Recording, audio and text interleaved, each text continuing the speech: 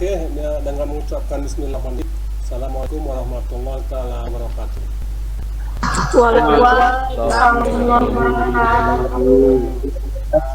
Selamat malam dan salam sejahtera bagi kita semua. Jadi sebenarnya malam sebenarnya dari kita yang terakhir ini, ya yang terakhir nanti sisanya kalian buat kelompok nanti berapa sisi kan yang kesepikan 5 lagi ya buat kelompok kalian, buat kelompok. Jadi masing-masing kelompok mempresentasikan perihal korupsi. Ya, boleh apa saja boleh, naik kasus juga boleh, ya, mengenai integritas juga boleh, apa aja boleh. Jadi nanti di bawahnya siapa apanya ketua tingkat 5? Bang Imam. Mana Imam? Imam ya. Mam nanti minggu depan siapa apanya kelompok berapa, juru bicaranya siapa ya, dibuat presentasinya kita dengar sama-sama. Imam ya. Itu maaf Pak, ini kelompoknya untuk satu kelompok berapa orang Pak? Ya bagi habis saja berapa orang kita, 3 ya, 33 ya, dibagi habis saja sekitar seperti itu Pak. Iya, dibagi 5. Oke Pak, baik. Bagi 5 ya, berarti kan 5 kali lagi kan. Iya, bagi 5. Nah, itu yang minggu depan kelompok 1 ya. Jadi kita dengar mengenai anti korupsi. Jadi sebenarnya mulai hari ini. Oke Pak, baik Pak. Iya, mulai hari ini. Ya, jadi hari ini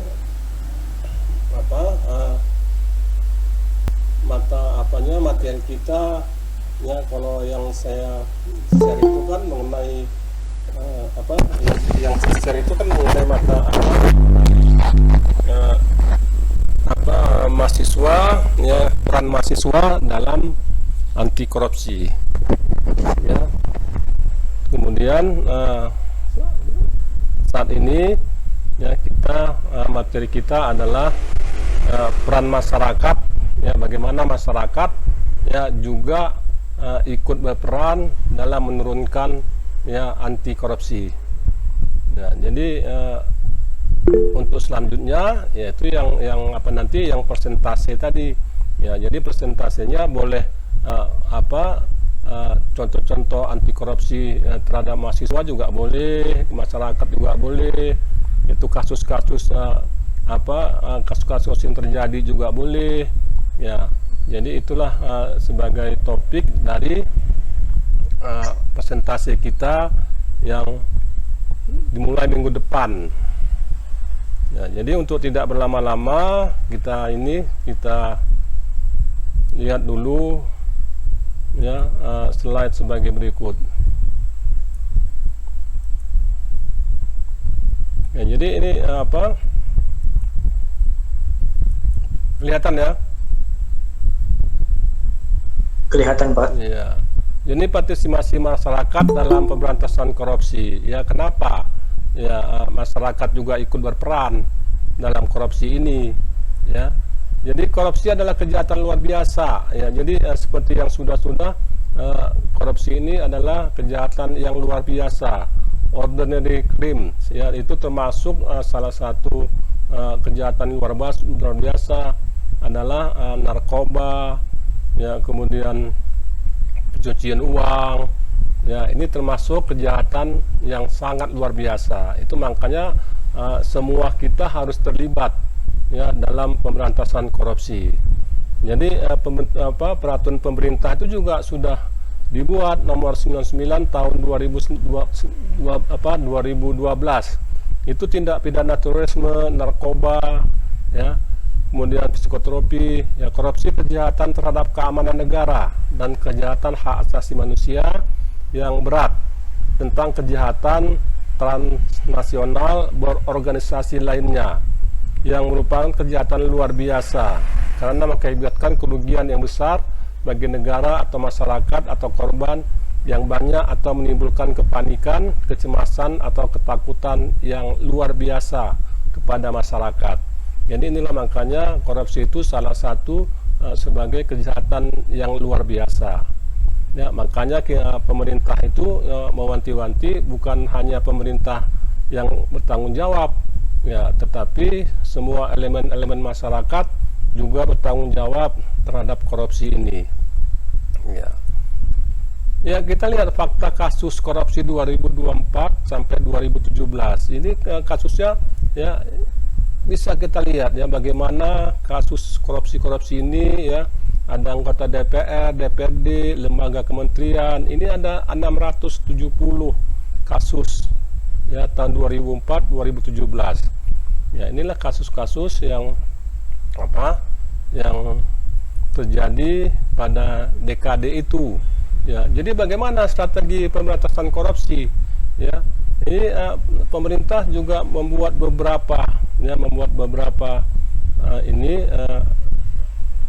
terobosan-terobosan agar korupsi ini bisa ditekan sekecil mungkin.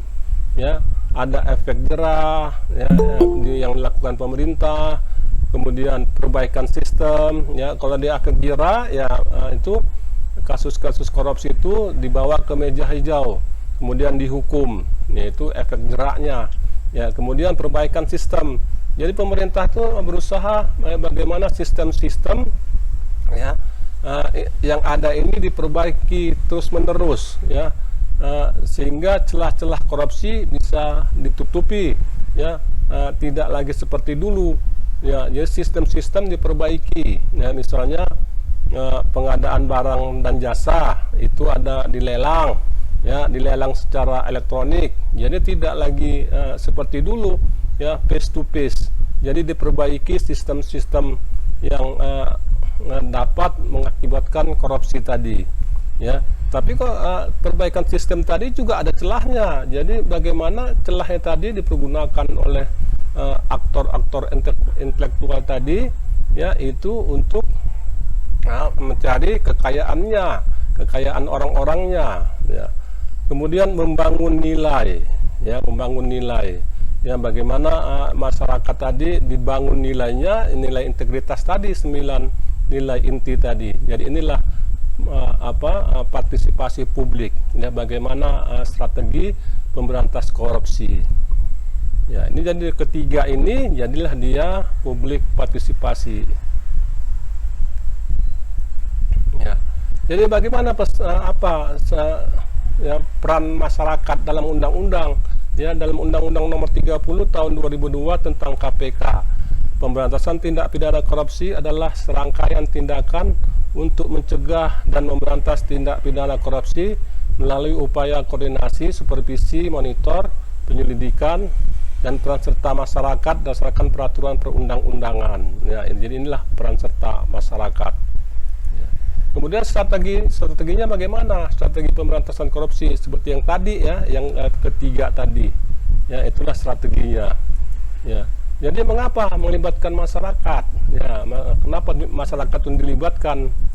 Ya, jadi masyarakat dilibatkan ya. Ini kalau menurut Kusnedi ini penegakan hukum adalah kewajiban seluruh masyarakat. Jadi ada ahli hukum ya, itu mengatakan penegakan hukum adalah kewajiban seluruh masyarakat, dan untuk ini ya Menkumham ya tentang hak dan kewajiban.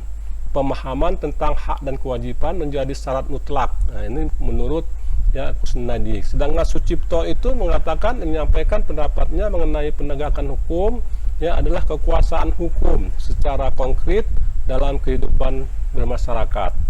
Ya, penegakan hukum ya, aparat penegakan hukum, bagaimana penyelenggara negara, bagaimana masyarakat.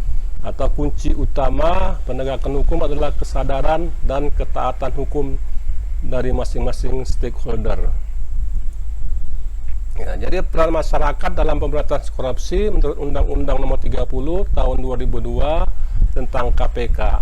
Ya, ini ya pasal 1 ya, berperan serta dalam melaksanakan tugas dan fungsi KPK menurut perundang-undangan yang berlaku. Melaporkan tindak pidana korupsi atau pengaduan masyarakat.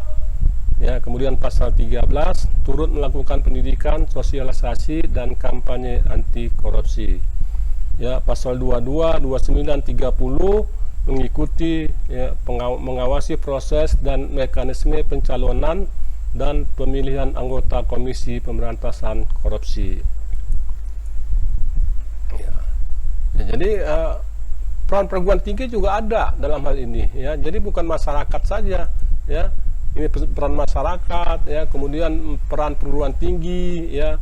Jadi tridharma perguruan tinggi itu adalah pendidikan ya, mata kuliah anti korupsi ya, kemudian penelitian ya, bagaimana sistem tata kelola ya, penelitian atau pemberdayaan masyarakat ya dengan KKN tematik anti korupsi, pengawasan pemerintahan, layanan publik dan lain-lain. Ya, inilah dia tridharma perguruan tinggi tadi, yang 3 tadi. Disinilah masuk ya bagaimana perguruan tinggi dalam memberantas korupsi. Ya, kemudian mahasiswa baru, ini contohnya ya kuliah umum saat orientasi, membangun kesadaran ya, kemudian mahasiswa dalam perkuliahan, meningkatkan pemahaman ya, modul pembelajaran, kemudian jelang kelulusan ya kuliah umum saat yudisiawan ya, memberikan motivasi sampai dengan ya, buku saku dalam korupsi ya. Jadi pemerintah juga membuat suatu kampanye anti perilaku koruptif ya. KPK mendorong sivitas akademi dan masyarakat luas untuk menghasilkan ide-ide dan solusi, tidak hanya terhadap permasalahan korupsi saja, tetapi juga perilaku koruptif terhadap yang kemudian disebarluaskan melalui kampanye gerakan anti korupsi di lingkungan sekitarnya. Ya, inilah kampanye-kampanye yang dilakukan oleh pemerintah ya, dalam hal ini KPK ya. Jadi KPK tadi ya salah satunya tadi dengan apa, dengan mencetak penyuluh-penyuluh anti korupsi ya, itulah kampanyenya. Kemudian membuat situs aplikasi jaga ya, lihat lapor, lihat lawan laporkan ya, seperti itulah yang dilakukan oleh oleh pemerintah, dan membuat suatu kebijakan bahwa universitas semua harus ya, mengampu mata kuliah anti korupsi. Ya, kemudian dalam hal ini contohnya ya bagaimana apapun cara penyelesaiannya ya, menyontek, drop out. Nah, inilah dia. Ya, ini contoh kebijakan kampus yang berintegritas. Jadi kalau kampus yang berintegritas ini ya dengan 9 nilai-nilai inti tadi ya, dengan 9 nilai-nilai inti ya, itulah yang harus dilakukan oleh sebuah perguruan tinggi ya.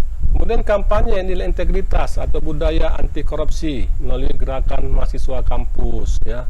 Ini kurir absen seperti ini ya, absennya pakai kurir ya. Kemudian malu pakai cap palsu ya. Ya, banyak contoh-contoh ya tentang bagaimana kampanye nilai integritas atau budaya anti korupsi melalui gerakan mahasiswa di kampus.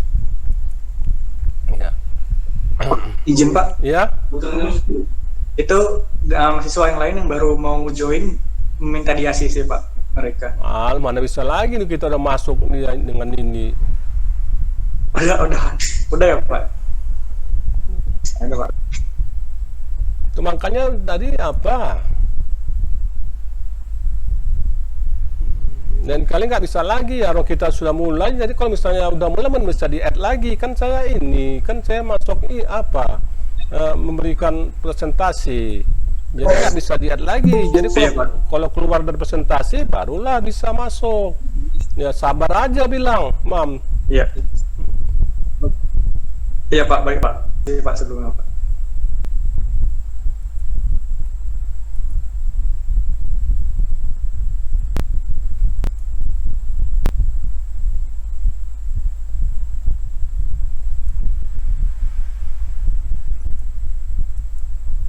Ya, ini integritas tadi ya, integritas 9 nilai inti tadi, mulai dari diri sendiri ya, kemudian pantang terlibat korupsi baik sebagai pelaku maupun korban ya, terlibat dalam gerakan pemberantasan korupsi ya. Jadi semua bisa beraksi, jadi semuanya kita bisa beraksi ya, bagaimana kita kritis terhadap korupsi tadi ya. Jadi itulah bagaimana peran masyarakat, ya, peran masyarakat tadi dalam ikut serta bertanggung jawab, ya. Jadi dalam hal korupsi tadi seperti yang saya katakan tadi, ya, dia bukan hanya tanggung jawab dari pemerintah saja, hal ini KPK tidak. Jadi semua tanggung jawab juga kita dari masyarakat, mahasiswa, ya, apa yang baik negeri atau swasta, tanggung jawab kita semua dalam korupsi ini. Jadi tidak bisa korupsi itu hanya sebagai kita limpahkan sama yang mengerjakan saja, dalam hal ini KPK, tetapi semua menjadi tanggung jawab kita. Ya, ada tadi ya kemarin kalau yang pertama adalah yang sebelum ini itu menjelaskan tentang bagaimana peran mahasiswa dalam memberantas korupsi, dan ini saat ini adalah peran masyarakat. Ya, jadi bagaimana masyarakat juga dilibatkan dalam peran ya, korupsi ini. Ya, oke, ya, terima kasih ya. Silakan yang ingin bertanya. Ayo, siapa yang ingin bertanya? Apa udah ngantuk semua? Anda? Ini boleh, Pak? Boleh, tanya. Jadi kan tadi Pak, dari presentasinya kan kita punya 3 strategi pemberantasan korupsi, gitu kan? Iya. Salah satunya efek jerah, perbaikan sistem, membangun nilai, dengan ditambahkannya dari partisipasinya publik, begitu ya Pak ya? Iya. Nah, pertanyaannya Pak, salah satu aja dari situ yang kurang berjalan atau kurang optimal, apakah mempengaruhi atau tetap ada kemajuan walaupun sedikit, apa gimana Pak? Ya. Untuk anti korupsi ini? Ya, jadi kalau tiga itu harus dilakukan. Ya, kalau misalnya 3 itu nggak bisa dilakukan, ya mungkin pincang dia. Ya, jadi harapan kita tidak sesuai dengan harapan kita. Ya, dia menurun tapi lambat. Jadi 3 itulah harus dilaksanakan agar penurunan indeks persepsi korupsi itu bisa turun. Dia, tapi kalau dia hanya satu saja yang bergerak, ya mungkin turun juga, tapi nggak seperti yang kita harapkan. Ya, terima kasih Indah. Ayo yang lain. Iya, sama-sama Pak. Anda Ridho, Muhammad Ridho. Pak, ingin bertanya Pak. Ya, silakan. Ini ya Pak. Negara Indonesia kan Pak negara berkemanusiaan Pak. Kemungkinan besar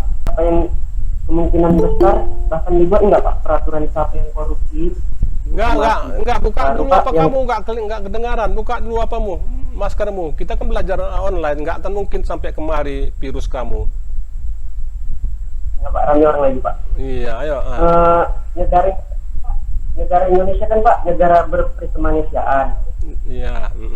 Kemungkinan besar peraturan di Indonesia siapa yang korupsi dihukum mati, kemungkinan ada tidak Pak?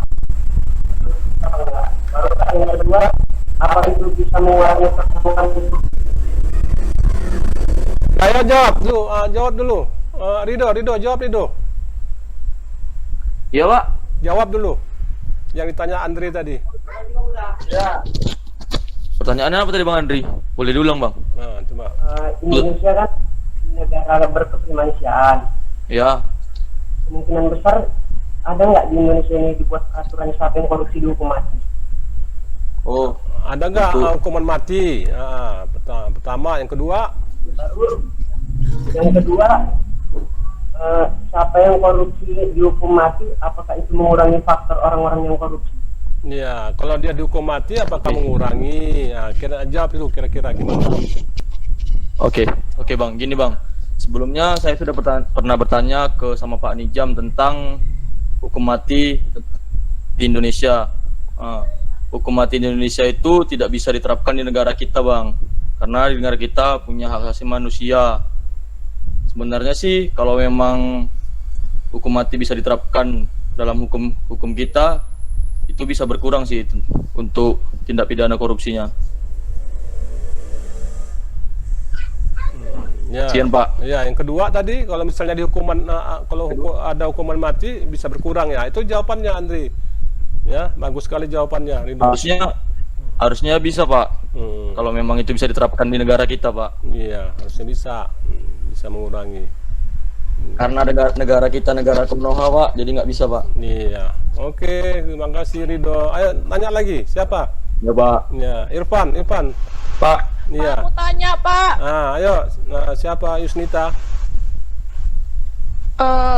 Pak, kenapa ya Pak hukuman di Indonesia itu bisa didiskon, Pak?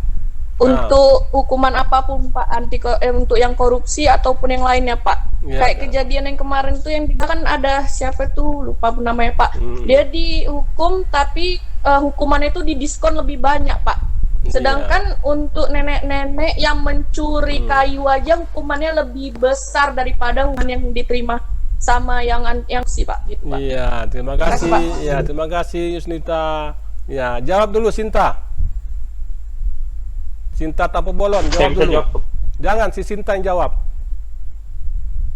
Ayo jawab Sinta. Iya, Pak. Jawab dulu.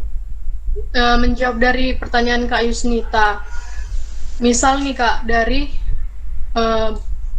ini menurut pendapat pribadi saya ya, Pak. Iya dong, masakan pribadi si Dimas.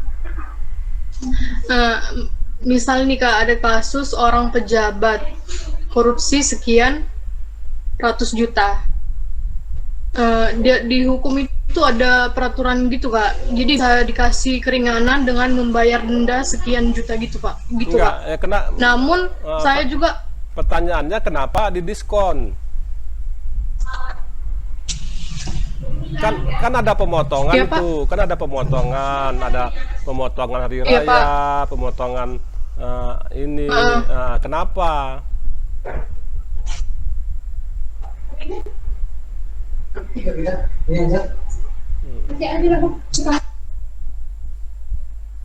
Ya kenapa? Debbie jawab Debbie.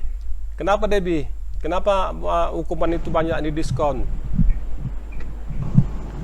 Nah, itulah liciknya Indonesia, Pak. Terkadang ada yang itu kebijakan dari peraturan sendiri. Oh, itulah kebijakan Indonesia, peraturan sendiri. Saya coba jawab, Pak. Coba boleh, Dimas. Oke, terangin ya, Kak Yusnita. Pertama, ya, Bang. Pertama, apabila kasusnya ataupun apa tadi namanya kejadiannya ini yang kakak maksud ini masih sebagai terdakwa, setiap undang-undang atau pasal yang dilanggar itu punya batas maksimum hukuman. Contoh misalnya pasal 363 KUHP dia langgar begitu. Maka di situ tertulis maksimum 5 tahun penjara ancamannya. Berarti ancaman itu adalah batas hukuman paling tinggi. Nah, jaksa penuntut umum akan menuntut hukuman kepada terdakwa itu biasanya dengan ada hal-hal yang bisa menurunkan dari hukuman tersebut. Contoh misalnya dia belum pernah melakukan tindak pidana sebelumnya, terus juga ketika di persidangan dia mengakui kesalahannya dan lain sebagainya. Biasanya akan dituntut lebih rendah daripada batas ancaman dari pasal tersebut. Nah, ketika jaksa penuntut umum memberikan tuntutan kepada terdakwa, misalkan 3 tahun penjara.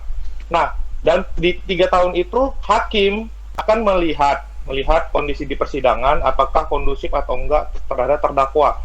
Dari 3 tahun itu akan diberi pengurangan oleh hakim maksimum 2/3 dari hukumannya begitu. 1/3 dari hukumannya. Jadi si terdakwa hanya menjalani 2/3 dari masa hukumannya. Itu kalau hukuman biasa. Nah, kalau untuk hukuman extraordinary ya, seperti hukuman trafficking, terus pembalakan hutan, sama korupsi, itu nggak bisa dikurangin dari apa yang udah ditentukan dari jaksa apabila hukumannya itu minimum 5 tahun pidana. Itu termasuk di PP nomor 99 tahun 2000, PP 99 tahun 2009 itu Pak Jokowi yang menandatangani. Jadi kalau pidana korupsi dia 5 tahun itu nggak bisa diremisi kecuali si terdakwa ataupun ketika dijatuhi hukuman dia menjadi napi, dia mengikuti justice collaborator namanya, atau JC begitu. Jadi apabila kakak melihat di persidangan itu, kemungkinan besar apa dia masih jadi terdakwa, dia itu bisa bermain sama jaksa penuntut umum, kemungkinan dibayar karena karena prakteknya udah banyak yang diketahui, bahkan tertangkap OTT sama KPK, kira-kira seperti itu apabila masih terdakwa. Kalau udah jadi napi, pengurangannya dalam bentuk remisi. Remisi itu ada banyak, ada namanya remisi dasawarsa, itu ada setiap 10 tahun sekali, 2015, 2025, 2035, 45 dan seterusnya. Itu pengurangannya 1 tahun hukuman itu 30 hari atau 1 bulan dengan syarat minimum menjalani 6 bulan masa pidana. Nah, terus juga namanya ada remisi hari raya atau HK, hari khusus. Jadi itu di pengurangan apabila dia menjalani kurang dari 1 tahun, pengurangannya 15 hari. Setelah lebih dari 1 tahun menjalani hukuman, dia maksimum 30 hari atau 1 bulan. Itu namanya remisi HK. Ada namanya remisi kemerdekaan, diberikan setiap tanggal 17 Agustus. Nah, ini dia bertingkat, Kak. 1 tahun ke bawah 30 hari. Lebih dari 1 tahun sampai ke 2 tahun dia 60 hari atau 2 bulan. Maksimum 3 bulan, lebih dari 3 tahun menjalani masa pidana. Itu untuk napi. Jadi kira-kira seperti itu, Kak Yusta. Kalau kurang jelas lagi, Pak Nizam deh. Iya. Udah jelas Bang, makasih ya Bang. Nah, itu dia jawabannya. Jadi memang ada peraturannya, ya. Jadi apa peraturannya itu? Nah, namanya kan di lapas itu kan pembinaan, itu kan dibina, bukan dibinasakan, bukan, tapi dibina. Ya, ada peraturannya ya mengenai kalau hari raya ya dapat dia ini remisi. Kalau sudah 2/3 hukumannya sepertiga tadi, boleh dia sosialisasi ke masyarakat. Ya, memang ada itu peraturannya. Jadi sebenarnya bukan didiskon. Dan itu tadi awal-awal dalam undang-undang pun dikatakan bahwa yang bersalah itu dibina. Ya, dibina supaya menjadi orang yang baik, orang yang bagus, ya orang yang apa. Jadi kita tidak menganut ya bukan dibinasakan tapi dibina. Ya, tadi betul sekali yang kata Dimas tadi, banyak yang remisi ya, yang dilakukan. Ya, sebenarnya bukan didiskon ya Yusnita, bukan didiskon, tapi ya bolehlah dikatakan didiskon, tapi diskon dengan peraturan-peraturan dan undang-undang yang berlaku. Ya, terima kasih Yusnita. Ya, kamu nanya sekarang Sinta. Ya, Sinta nanya. Tadi jawab nanya sekarang. Sejauh ini belum ada Pak, nanti mungkin iya. Nanti ya. Kita sabar menunggu. Ica, silakan Ica. Apa tanya Ica? Mau tanya Pak, kalau kayak Bapak bilang tadi kan di penjara itu kan di situ mereka dibina. Iya. Ya kan Pak. Seharusnya dibina, tapi kenapa ada beberapa kasus seperti kayak narkoba ataupun korupsi dan lain sebagainya, setelah keluar darinya masih melakukan hal tersebut, Pak? Iya, itu kan dibina, katanya apa? Cuman dari penjara dia lakukan lagi. Ya, cuman itu. Ya, ayo Tika. Iya. Tika, jawab Tika. Atika, jawab. Jawab Atika. Ya, apa jawabannya? Kenapa dia itu tadi kan kata temanmu di penjara itu kan dibina, bukan dibinasakan. Tetapi kenapa di luar sana dia begitu dia udah dibina yang baik-baik, ya di dalam itu di penjara itu dikasih dia apa kesibukan, kemudian dikasih ceramah-ceramah, ya. Kenapa sampai di luar dia ini lagi, ya jadi lagi tambah parah pun, ya. Ayo Hardika jawab, Hardika. Hardika jawab. Kenapa? Saya? Iya, kenapa?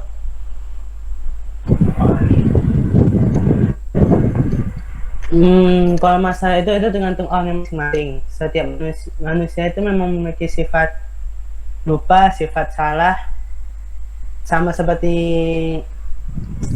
contohnya saya lah. Saya ada berbuat salah ke orang tua. Taunya salah dan orang tua awal bakal marah kalau awal melakukan kesalahan ini. Tetapi saya buat lagi gitu. Kalau masalah kalau terjadi atau enggak, mungkin bisa diperberat masa penjaranya gitu untuk melakukan pembinaan lebih dalam lagi. Nah, kamu tak kemana-mana jawabannya.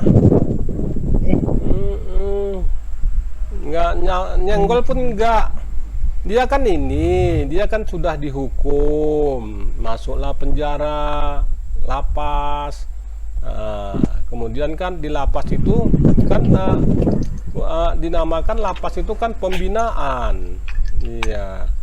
Jadi kan di sana kan di lapas itu ya bukan dihajar, bukan nggak dikasih makan, bukan dipukuli, ya. Tetapi mereka itu dibina di sana. Ya, dikasih ceramah, ya disuruh tobat, kalau dipanggil ustadz dan sebagainya. Ya.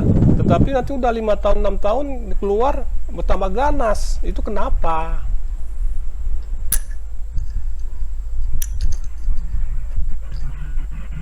Andrean,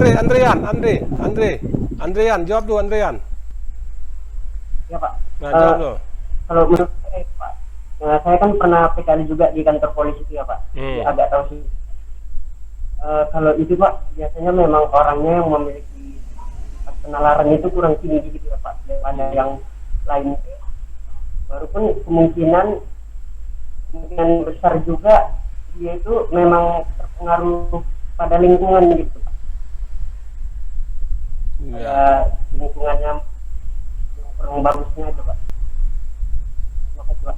Oke, ya. Jadi gitu. Ya, jadi banyak faktor-faktornya dia kembali lagi setelah di luar. Ya, yang pertama faktornya itu kemiskinan, cari kerja susah. Ya, cari makanan susah. Jadi kan ada istilah orang itu lebih enak di dalam daripada di luar. Kalau di dalam penjara itu dikasih makan, kalau di luar kan nyari-nyari lagi dia. Ya, jadi banyak faktor-faktornya di samping itu yang pertama. Yang kedua ya dia lingkungan. Yang kedua di lingkungan dia masih seperti itu. Ya, dia nggak bisa keluar dari lingkungan itu, bisa saja. Ya, jadi hal-hal seperti itulah banyak faktor-faktornya yang dia tidak bisa berubah dan sampai keluar dia tambah ganas. Itulah dia. Yang ngantuk ini dulu, nanya dulu yang ngantuk, Aulia Amanda. Nah, tadi besar kali nguapnya. Aulia. Ya, ayo nanya kamu biar segar sedikit. Pak. Nanya. Saya harus nanya ya Pak? Iya, nanya. Ayo nanya, ayo. Ya.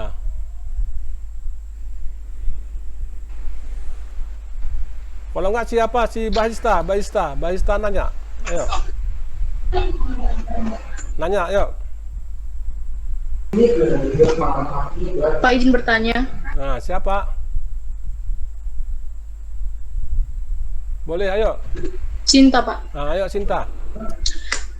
Mau bertanya Pak. Kita yang sebenarnya Pak yang menanggung kerugian negara yang telah dilakukan seorang koruptor itu siapa Pak? Yang seperti yang kita tahu kalau dia masih punya harta benda itu bakal disitakan Pak. Apabila uang yang dia ambil tidak tercukupi dengan disitanya harta benda yang dia miliki, itu bagaimana Pak? Kira-kira? Kira-kira jawab dulu. Ya, siapa yang jawabnya? Ari, Muhammad Ari. Jawab dulu.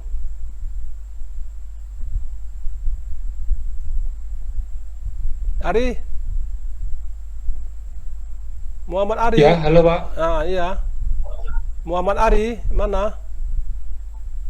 Iya. Ayo jawab. Tadi, mohon maaf Pak, tadi pertanyaannya bisa diulang Pak dari Mbak Sinta. Iya, jangan saya lah, tanya lah Mbak Sintanya, kok tanya saya. Ya Mbak Sinta.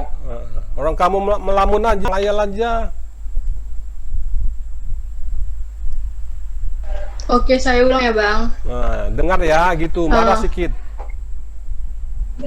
Siapakah yang bisa menanggung kerugian negara?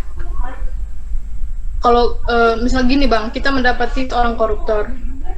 Kira-kira siapa yang dapat menanggung kerugian negara dari hasil yang dia korupsikan itu? Misalkan dana. Terus yang kita ketahui biasanya ada barang yang disita kan Bang, atau aset yang dia miliki lah. Apabila dia korupsikan itu tidak tercukupi dengan aset yang dia miliki, itu kira-kira siapa yang bakal mengganti dana yang diambil? Kan nggak dengan hanya dia di penjara doang kan Bang? Ya. Baik, terima kasih Kak. Mari izin menjawab Pak Nizam. Ya, silakan. Terkait ini, kalau menurut saya, yaitu yang pertama untuk yang menanggung kerugian tentunya adalah negara itu sendiri, di mana uangnya kan sudah digunakan secara hak pribadi oleh koruptor yang melakukan. Itu menjadi yang bukan menjadi tanggung jawab siapa-siapa, tapi berdampak pada negara itu sendiri. Dirugikan. Kalau yang bertanggung jawab nggak ada, tapi negara dirugikan. Itu yang pertama. Kemudian yang kedua, terkait dengan apabila jumlah yang dikorupsi itu tidak mampu dikembalikan, itu kalau menurut saya akan berdampak pada lamanya hukuman bagi koruptor itu tadi. Jadi di salah satu tuntutan ketika dia melanggar hukuman itu ada kurungan penjara dan juga denda. Nah, ketika nanti dendanya dia itu tidak mampu membayar atau tidak mampu mengembalikan sejumlah nominalnya, itu akan berdampak pada jangka waktu kurungannya. Kalau menurut saya seperti itu, sepengetahuan saya. Mohon tambahan dari teman-teman atau Pak Nizam apabila ada yang perlu ditanyakan. Ya, terima saya kasih. Saya tambahin dikit. Boleh. Siapa nambahi? Ya, Dimas, ayo. Soal denda, Dimas Pak. Iya. Nah, soal denda. Jadi kalau boleh saya koreksi, denda itu memang tertera di undang-undang. Di KUHP itu ada memang denda. Jadi denda itu tidak berpengaruh pada jumlah uang yang dikorup, begitu. Memang tertera denda seperti 800 juta, 1 miliar, diganti pidana, tetapi denda itu tidak ada pengaruhnya dengan jumlah uang yang diambil, gitu. Sama sekali nggak ada hubungannya. Memang ditaruh di situ, misalnya dia curi 100 juta, dendanya tetap 800 juta atau 1 miliar, gitu. Nah, apabila dia yang dikorupsi juga 2 triliun, dendanya di undang-undang itu tetap tertulis 800 juta atau 1 miliar. Nah, yang saya baca sih seperti itu, nggak ada pengaruhnya sama uang yang diambil, tetap ada tertulis di undang-undang seperti itu. Ya. Kalau terkait dengan ini, Bang, pengembalian yang tidak sepadan itu gimana? Kira-kira sepengetahuan Bang Dimas. Oke, ini kalau sepengetahuan saya ya, kalau jumlah uangnya itu, andaikan pun dapat semua bisa dikembalikan oleh instansi terkait, entah itu Polri atau KPK, tetap di penjara. Hanya saja mungkin ada keringanan. Makanya tadi sebelumnya saya lihat, ketika jadi terdakwa, jaksa penuntut umum akan melihat fakta-fakta di persidangan untuk meringankan tuntutan kepada terdakwa. Seperti itu. Kita bisa melihat nanti terdakwanya ini bekerja sama atau enggak gitu dengan instansi terkait, entah itu Polri sebagai penyidik atau jaksa penuntut umum. Begitu. Jadi apabila nanti terjadi banyak kesalahan, hukumannya bisa makin bertambah, bahkan dituntut maksimum oleh jaksa penuntut umum seperti itu. Jadi memang kelemahannya saya lihat di sana. Hukumnya itu tidak melihat jumlah, tetapi hanya melihat sebatas fakta-fakta di persidangan aja. Kira-kira seperti itu. Jadi kalau hal yang saya tangkap itu, ketika dia melakukan korupsi sejumlah berapapun, ketika dia sudah bisa mengambilkan secara penuh, hukuman tetap. kira-kira Ya, tetap. sesuai fakta ya. Tapi ketika Sesuai dia fakta. tidak bisa mengembalikan, hukumannya bertambah atau tetap? Kira-kira. Kemungkinan besar dituntut maksimum yang ada di undang-undang yang dilanggar, kira-kira seperti itu. Kalau secara idealnya kan harusnya ketika dia korupsi bisa mengembalikan, dia tetap ya sejumlah tuntutan atau tuntutan hukumnya. Tapi kalau dia tidak bisa mengembalikan, harusnya bukannya 2 kali lipat ya. Tidak, Karena dia sudah tidak. melakukan kesalahan dan tidak bisa mengembalikan. Nggak kayak gitu. Jadi gimana? Ini saya juga masih belum paham supaya kita bisa tahu Oke. jalan tengahnya. Izin ya Pak ya, izin ya, Pak. Ayo, boleh terus. Ya. Nah, makanya tadi gini. Contoh misalnya melanggar gitu ya. Maksimum kurungan 20 tahun atau seumur hidup. Benar. Kita katakan dia curi uang 1 triliun lah, kayak novel apa namanya? Ketua MPR ya dulu. Setia Novanto. Nah, fakta-fakta yang ada, Setia Novanto tidak bekerja sama dengan baik kepada instansi terkait, baik itu Polri sebagai penyidik maupun jaksa penuntut umum. Maka dengan itu Setia Novanto dituntut semaksimum mungkin dari undang-undang yang dilanggarnya, begitu. Nah, apabila ada seorang koruptor yang dengan sukarela mengembalikan dan bekerja sama dengan baik, istilahnya apa ya? Corporate gitu ya, corporate bekerja sama dengan baik sama instansi terkait, maka jaksa penuntut umum juga akan meringankan tuntutannya. Tuntutan yang diringankan bukan hukumannya. Hukuman yang mengadili itu hakim. Tetap hakim yang mengadili, baik itu hakim utama maupun hakim-hakim yang berjajar itu lupa. Begitu. Jadi hakim yang menentukan. Jaksa penuntut umum tugasnya hanya untuk si terdakwa dengan fakta-fakta yang ada. Nah, tergantung juga kepada penasihat hukumnya atau pengacaranya. Apabila dia bisa melihat delik di dalam kasus tersebut, bisa jadi hukumannya bisa diringankan. Begitu. Jadi mereka bisa berlaga argumen di persidangan, melihat fakta-fakta yang ada. Begitu. Jadi melihat delik. Jadi kita sebagai orang awam, masyarakat awam, melihatnya mungkin seperti Abang bilang, kalau dia curi 100 juta, harusnya hukumannya sekian dong. Kalau dia curi 1 miliar, harusnya hukumannya dong. Nggak bisa ke sana arahnya. Tetap melihat fakta di persidangan. Jumlah itu tidak berpengaruh pada hukumannya. Kira-kira konteksnya seperti itu. Ya, jadi udah. Jadi seperti itu ya. Ya, yang apa dikatakan si Dimas tadi, ya itulah dia. Ya, memang benar sekali. Kayak si Dimas ini cocoknya jadi ini dia, ya kan, dihukum dia kuliah ini. Iya. Nah, jadi itu ya jawabannya. Jadi kalau ditanya tadi pertanyaan pertama tadi, ya siapa yang rugi? Ya, ada pertanyaan ya, kalau orang korupsi itu kan yang rugi siapa? Yang rugi kan negara. Ya, negara itu uangnya dari mana? Ya dari kita uangnya. Ya kan dari kita negara, uangnya dari mana? Ya, yang rugi itu siapa? Negara. Ya. Negara itu dari mana uangnya? Dari kita, dari pajak-pajak kita, dari yang kita yang dirugikan. Ya, kita yang harus marah. Ya, itu dia.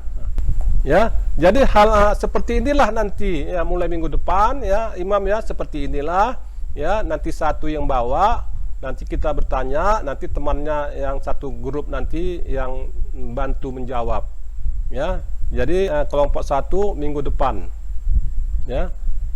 Minggu depan itu apanya? Jadi kita akhirilah pertemuan ini, kita tutup ya. Walidayah. Assalamualaikum warahmatullahi taala wabarakatuh. Dan selamat malam. Waalaikumsalam warahmatullahi wabarakatuh. Ya, selamat malam untuk kita semua dan sampai jumpa minggu depan. Malam Pak. Izinillah. Pak.